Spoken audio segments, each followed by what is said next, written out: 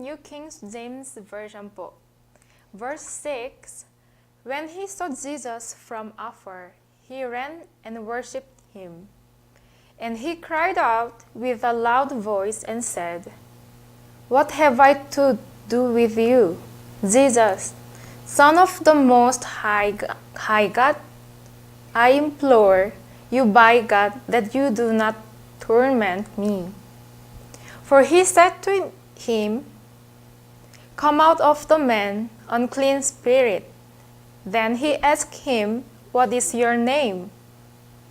And he answered, saying, My name is Legion, for we are many. Also he begged him earnestly that he would not send them out of the country. Now a large herd of swine was feeding there near the mountains. So all the demons begged him, saying, Send us to the swine, that we may enter them. And at once Jesus gave them permission. Then the unclean spirits went out and entered the swine. There were about 2,000. And the herd ran violently down the steep place into the sea and drowned in the sea. All right. Yes. Thank you, Sister Umbi. Um, ito na nga, no? Nakita natin ang mga demons who are possessing this person. Legion daw, legion. Legion is actually a numbering a military group. Kaya noon ay iba yung terminology nila when it comes to the number ng military kumbaga composition. Pag legion, it composes of 3 to 5,000 soldiers. So would you imagine how many demons possessing this person? No? Legion daw. Kaya nga yung at the same time, if I may inject the idea ng religion, okay? Kasi ano po yan yung prefix ng legion yan. You're just talking about sa legion. Parang pag kasi it's again, going back again, happening again, Kaya pag repeat, di ba? Reborn. Ayan, unless you are reborn. Ibig sabihin, ipanganak, na-introduce ka sa feeling mo ang ating Panginoon at one time, of course, during the time ni Adam and Eve. They were with God, fellowshipping with God. And yet, they lost that. Diba? They lost that. So, lahat ng naipanganak na tao, including us, we were detached from that fellowship. Kaya nga, unless you are reborn, hanggang yung born again, yung again, riyan Kaya, when you are reborn, now you are back into the fellowship ng ating Panginoon. Now, yung religion naman, keep it in mind. At one time, there was only one group, and that is the group of Yahweh. Yahweh created everything. And no other groups existed during that time. It was Him, Him, and angels, and the rest of beings that He created. No other group. So, yan ang legion. And yet, alam natin, rebellion took place. Diba? Alam natin, as we address him, Lucifer, and some of the angels, they rebel and they form their own group. Ayan. Pero yung original na group o yung legion ay none other but Yahweh's group.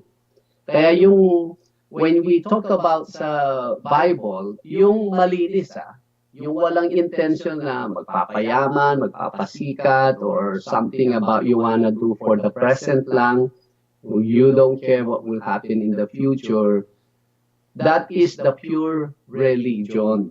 You study the Bible to learn how individuals like you and I will get back to that legion. Kaya religion. Kaya lang ngayon, alam natin, nagkaroon na ng very, very bad name when it comes to religion. Oh, religion lang yan. Ayan, naging household terminology. At the same time, hindi siya naging maganda. Yes? Alam natin, nowadays, in the name of the religion, maraming mga tao nakukulto sila, o maraming mga tao, they believe in all kinds of weird belief things. Ano po? Kaya yun, makikita natin dito, even from that word, legion, ay so many things we can already pick up. Anyways, dito, yung binasa ni Sister Umbi, ito na nga ang ating Panginoon. He meant to go to this place. He meant to go to Gennesaret. Well, we know, itong obvious, yung mamit niya itong taong demon-possessed is so he can minister to this person. Actually, before other Gospels, I think Matthew or Luke, ay before arriving sa place na ito, they almost drowned. Okay? They almost drowned bago sila makarating dito. Pero sa pagpunta nila doon, isa lang po yung taong nakinabang sa presence ng ating Panginoong Yeshua. And that is this demon-possessed person. Pero just because mga Hudyo din ang mga ito, mga children of Israel, ang mga nandito sa Gennesaret, He is ready to minister to them also. But how come hindi sila naka-receive ng intention ng ating Panginoon? Well, because they rather keep doing whatever they love to do. And that is raising swine. Yung nag-aalaga sila ng baboy. Even that, meron pong pwedeng iserve na life lesson sa atin. Ang Panginoon, He does everything to let people know how much He loves them and how much He wants them to enter, to know and enter His kingdom. Yan, wala, hindi po siya namimili ng tao. Ang tao lang ang nag-reject sa invitation ng Panginoon. Alright, picking it up sa verse 6, ano po? Ang verse 6 sabi niya, when he saw, he's talking about the demon-possessed, when he saw Jesus from afar, he ran and worshipped him. And he cried out with a loud voice and said, what have I to do with you, Jesus, or Yeshua, the Son of the Most High God? I implore you, by God, that you do not torment me. Dito po, ang the demons spoke and they recognized who Yeshua, who Jesus is. Siya, ang sabi, in-address siya as Son of the Most High God. They're very much familiar. They know and they see the unseen. They know the spirit world. At walang duda na recognize nila ang ating Panginoong Jesus, Panginoong Yeshua, na siya ang Son of the Most High God. Ito yung difference nung when you look at Him spiritually, you will recognize truly who He is and where He belongs. Pero outwardly, makita mo, I believe, at this time, makita mo ang ating Panginoong Yeshua, yung physical niya, he looks ordinary sa panlabas, just like another person. Pero within, sa loob niya, wow, the demons, they can see who he is. Di po ba? Kaya yan ang kaibahan ng when you just see kumbaga yung physical lang or kung titingnan mo sa spiritual. Wow, sana magkaroon tayong some kind of that kind of discerning, ano. Kaya lang mga tao ngayon very focused sila sa panlabas lang, yung mga tangible things lang. Kaya makita mo ang buhay nila nakabuhos diyan. Tapos lahat ng komportable, security, anything, nakabuhos sa physical. Kaya nga yung spiritual discernment nila, spiritualized nila is no longer active kasi unti-unti ay hindi nagagamit yan, ay cannot recognize anymore. Or doesn't even browse, it doesn't even use to observe, to understand things. Wow. Blessed talaga mga taong naka-receive ng new spirit and even the Spirit of God, those who are born again, na meron po silang capacity to understand or to identify kung sino man yung kanilang kausap. Hindi na titingnan doon sa panlabas.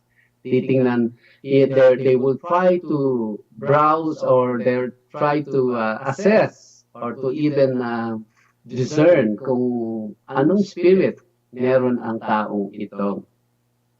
Verse 6, ang sabi niya, by the way, meron pa akong isang gustong i-present. Ang sabi nila sa verse 7, B, doon sa last part, I implore you by God that you do not torment me. So not only they recognize ang ating Panginoong Yeshua, Son of the Most High God, they also know na He has the capacity to take them to the place where they will be tormented. Tormented, ano po ito, very hard word sa tutuusin lang. So meaning, itong mga demons na ito, well, if you look at Genesis chapter 6, hindi po malayo na sila din yung mga angels who decided to abandon their proper abode. Kumbaga, yung pagiging spirit nila, they entered the physical world and they became they possess a physical body and they did whatever they want to do before the flood. They took all the women they can have, they live like a king. I mean, lalo na yung mga naging anak nila, they were man of renown. Kumbaga, yung talagang mga bida, mga champions ang naging lahi nila. Pero after that, ay punishment, torment awaits them. Hindi po ba yun din ang the same influence na ginagawa nila sa mga tao ngayon?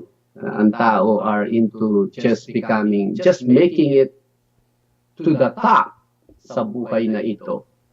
Pero ang problema ay they're forgetting that was not the design of Yahweh sa tao.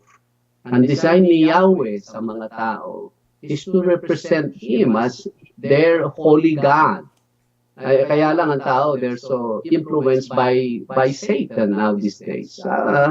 Hindi lang ungodly ang mga tao ngayon. They're actually satanic in ang perspective nila. Satanic. Kasi they are all for today. The same idea no, sa Genesis chapter 6 na ang mga angels, they were entrusted to be the messengers, to be the watchers ng creation ni Yahweh, pero they exited. Iniwan nila yon. And they did what they think they want to experience sa mundong ito. Now they're stuck. Now they're just waiting for the judgment ng ating Panginoon. Nawa sa ating we are special, sa ating mga tao, we do not need to listen to that influence. We can actually wake up sa ating wrong direction and start living according sa in-entrust sa atin ni Yahweh, and that is to represent Him, our Holy God, and to live simply sa buhay na ito. May nakakain tayo, may naisusuot tayo, great, as long na hindi torment ang naghihintay sa atin, kundi awarding ang naghihintay sa atin from Yahweh. Because we became an Israelite.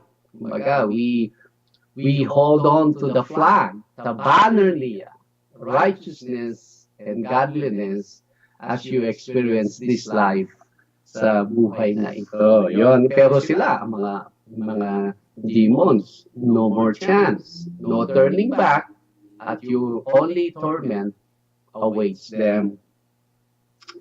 Verse 8, no? Verse 8. For he said to him, come out of the man, unclean spirit. Then he asked him, what is your name? And he answered, saying, my name is Legion, for we are many. Also he begged him earnestly that he would not send them out of the country. Now a large herd of swine was feeding there near the mountains. So all the demons begged him, saying, send us to the swine, that we may enter them. And at once Jesus gave them permission. Then the unclean spirits went out and entered the swine. There were about 2,000. There were about 2,000 swine. So, ganito karami ang mga demonyo, no? Na kung saan sila pupunta, about 2,000 naman itong mga baboy. And the herd ran violently down the steep place into the sea and drowned in the sea. So, ito nangyari. Kung lalabas sila, as if they don't want to be just floating around. They don't want to be just floating around. They want to possess a body. It can be a human body, or it can be a swine. Pero dito makikita po natin na ano man ang gagawin ng demonyo, ng mga unclean spirits, it is by the permission by Yahweh, by Yeshua, na hindi nila pwedeng just do it.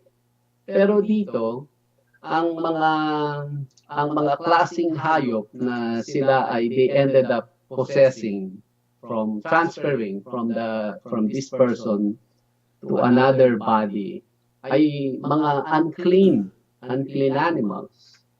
So ang point ko po dito is yung mga baboy hindi man sila na-ask na permission. Well, it was granted for them to possess another body, yung mga pigs nga, yung mga baboy, na mga unclean naman sila, by nature. Unclean ng mga baboy. So, mga unclean spirits to unclean container. I guess that is one way na makita natin na ang scripture is actually forbidding people to consume pork meat. Gawa ng ang mga swine are considered unclean spirits. So something some kind of side note po. And verse 14, so those who fed the swine fled. And they told it in the city and in the country. And they went out to see what it was that had happened. Then they came to Jesus and saw the one who had been demon-possessed and had the legion sitting and clothed in his right mind, and they were afraid. And those who saw it told them how it happened to him who had been demon-possessed, and about the swine. Verse 17, then they began to plead with him to depart from that region. And when he got into the boat, he who had been demon possessed begged him that he might be with him forever. However, Jesus did not permit him, but said to him, go home to your friends and tell them what great things the Lord has done for you, and how he has had compassion on you. And he departed and began to proclaim in Decapolis, the 10 cities, all that Jesus had done for him.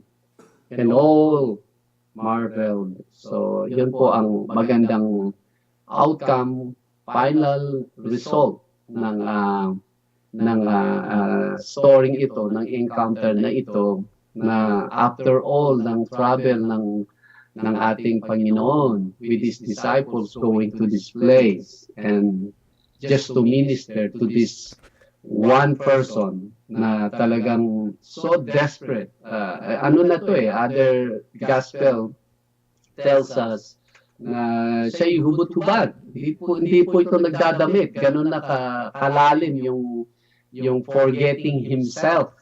He is completely possessed, dictated by these unclean spirits. And the good news, finally, na-restore siya, na-vacate yung kanyang katawan, at ngayon ay in his right mind, even cloth. Yan. Alright, sana meron po tayong napulot na lesson doon, something that triggered some kumbaga yung questions sa inyo as you were listening. Alright, mga co-host ko dyan, Sis Umbi, Brother Dens, anything from that segment? Pastor, why do demons want to possess the body po? Why? Well, as we see, when Jesus asked them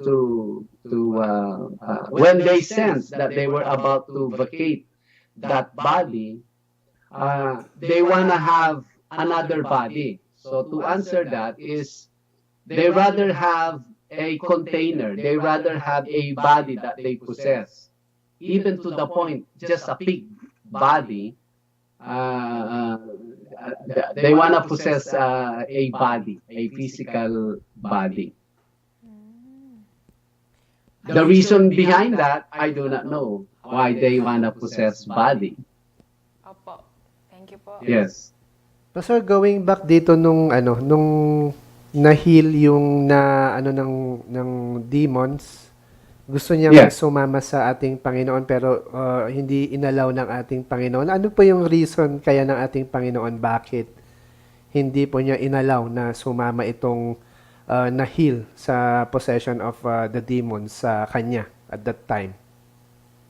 Well, I can only guess, pero for one is, it is better na ang taong ito will remain muna sa kanyang local place. For one, it will give more testimony about sa turn around ng kanyang buhay. Kaya nga kung dadalhin natin sa panahon natin, maraming mga tao nagbibida-bida sa loob ng church. Okay?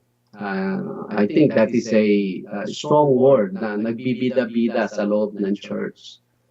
Na they wanna kumbaga, alam natin nung bata tayo, at least ako, nakita ko si Clint Eastwood, ayan okay, parang gusto kong maging Clint Eastwood, and then you grab a stick and then you imagine yun ang yun na yung gun mo and everything, para kang possess ka, si Clint Eastwood and everything, no? Maraming mga tao, they do not have idea ang business nila sa loob ng church. For one is, wala pa yung testimony nila sa loob ng kanilang tahanan. Wala pa yung testimony nila sa kanilang circle of friends. Pero they wanna appear so holy inside the church. Diba? Ang Panginoon, He wants you to make your own testimony within your local context. And again, I'm guessing, kasi hindi niya pinasama eh. Willing na yan sumama, pero stay ka lang dyan. Kaya nga, the following verses tells us na yun, even sa 10 cities around Galilee, Decapolis, 10, na nandoong mga cities doon, they were able to hear kasi doon siya. How can you desire and expect that you will be so effective in following Jesus? Halimbawa, nagtuturo ka, nagpe-preach ka, and everything, pastor ka, kung ano man yung position mo. Pero in your own local context, you have no good testimony to live. It's better to, diyan ka lang. It's better to be just a godly, a decent father, or a brother, or a mother inside your local, yung family mo, and in a circle of friends, kahit hindi ka naririnig sa church. Mas maganda yon kasi napapabango ang pangalan ng Panginoon pag tayo ay may good testimony sa ating local context. Ayan. Maraming salamat po, Pastor Rameses.